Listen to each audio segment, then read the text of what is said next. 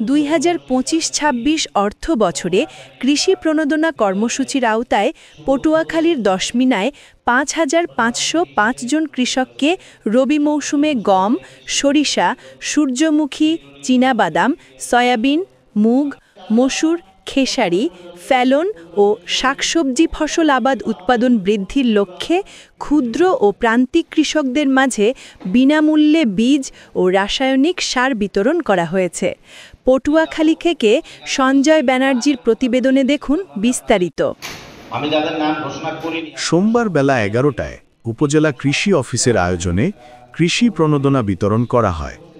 উপজেলা কৃষি কর্মকর্তা কৃষিবিদ জাফর আহমেদের সভাপতিত্বে ও উপসহকারী কৃষি কর্মকর্তা মোহাম্মদ আনোয়ার হোসেনের সঞ্চালনায় প্রধান অতিথি ছিলেন উপজেলা নির্বাহী অফিসার ইরতিজা হাসান।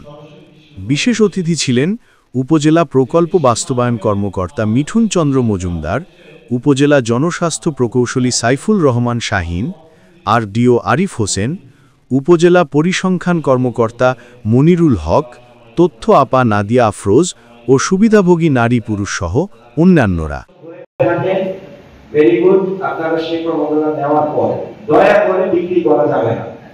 এগুলো কিন্তু সরকারি সরাসরি সিল মোহরযুক্ত।